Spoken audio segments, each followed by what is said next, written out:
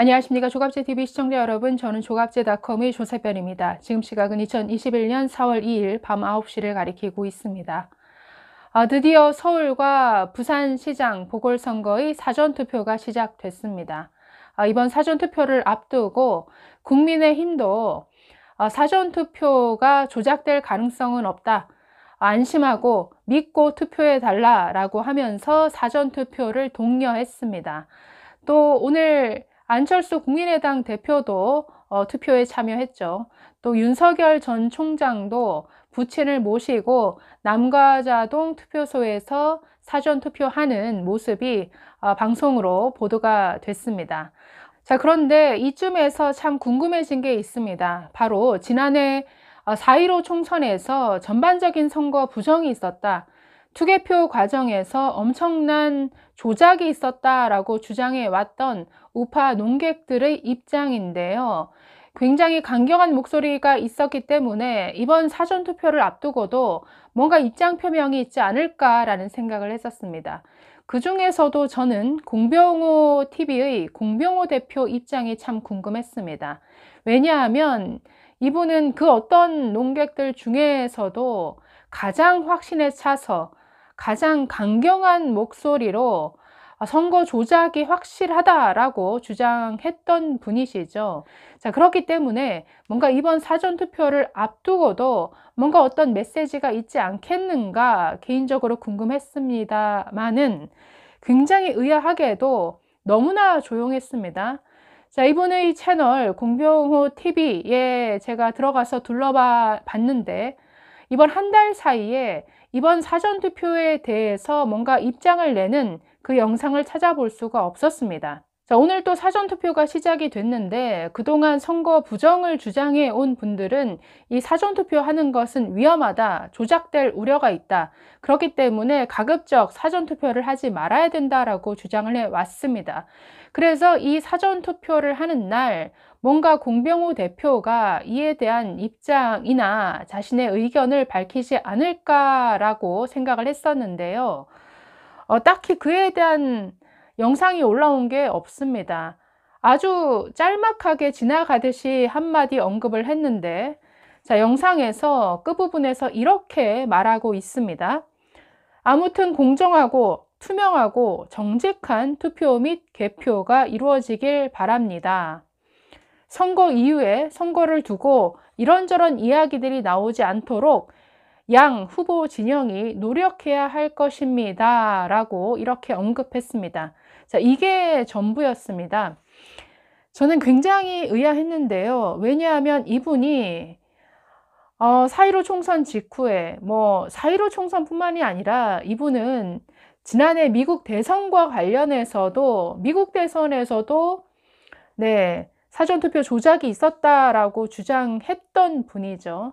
그런 강경한 메시지를 아주 엄청나게 쏟아냈던 분인데 그런 과거의 이분의 행적에 비해서 오늘 이 사전투표를 앞둔 이 언급은 너무나 어울리지 않게 조용하고 차분하고 그냥 공평하게 좀 해주세요. 너무나 얌전하죠. 굉장히 어울리지 않습니다. 자, 이분은 공인입니다. 일반인이 아니죠. 야당 미래한국당에서 공천관리위원장까지 지낸 분입니다.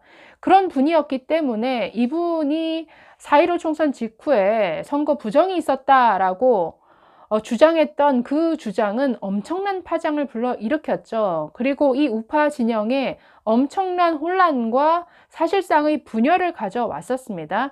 자, 그러면 뭔가 이 사전투표를 앞두고 과거 자신의 어떤 주장에 대한 입장 정리가 있어야죠.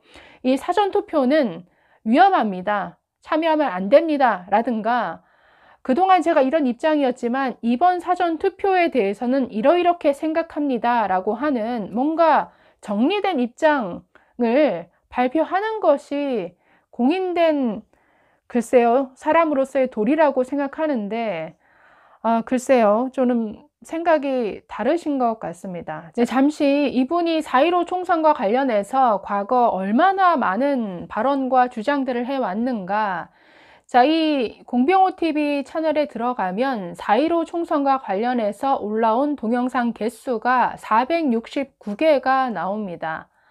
굉장히 많은 숫자죠. 그리고 그 내용을 살펴보면 이분은 굉장히 단정적으로 선거 조작이 있었다라고 확신에 차서 주장을 했습니다. 자, 이분이 지난해 총선 직후에 민경욱 의원과 함께 국회의원 회관에서 4.15 총선 의혹 진상규명 대회를 개최했는데, 이 자리에서 공병호 대표는 이렇게 발언했었습니다. 선거가 조작됐다는 것은 이미 검증이 끝났다. 이제 누가 어떤 방법으로 어떤 목표로 조작을 했는지 밝혀내야 하는 단계다. 재검표하면 통합당이 35에서 39석을 되찾아 상당수 지역에서 승패가 바뀔 것이다 라고 이렇게 주장했습니다.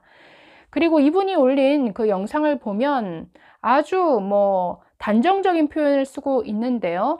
예를 들어서 서울에서 몇 표를 도둑 맞았다, 아주 구체적인 통계 분석을 제시하면서 확정적으로 투표가 도둑질 당했다라고 주장을 했었습니다. 자, 그래서 잠깐 한번 보시면 진실 밝혀지다 저런 영상이 있었는데요. 이 영상에서도 집단 지성을 발휘해서 많은 분들이 집요하게 파헤친 끝에 결국 처음과 시작을 일관되게 관통하는 어떤 기술, 즉 조작의 기술, 조작의 원칙, 그리고 공식을 발견할 수 있었다라고 언급을 합니다. 그러면서 사전투표자 가운데 20%를 빼돌려서 더불어민주당의 그 표를 더하는 방식이 적용됐다라고 주장을 하고, 그러면서 각 선거구별로 몇 표를 도둑 맞았는지를 일일이 다 제시하는 이런 영상도 있었습니다. 또 이뿐이 아니죠. 개표 과정에서 보통 보조기구로 쓰여지는 그 투표지 분류기와 개수기에 엄청난 성능의 컴퓨터 칩이 심어져 있었다. 그래서 외부 어떤 서버를 통해서 엄청난 조작이 이루어졌다.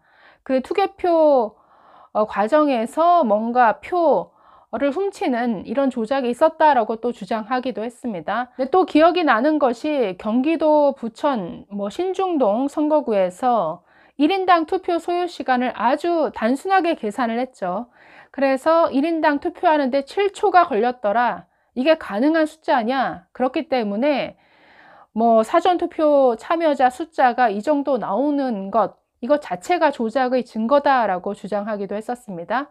이 외에도 50가지가 넘는 의혹들을 제기하면서 사전투표 조작이 확실하다라고 주장을 했었습니다. 공병호 대표는 이뿐 아니라 나아가서 지난해 미국 대선에서도 사전투표 조작이 있었다라고 주장을 했었습니다.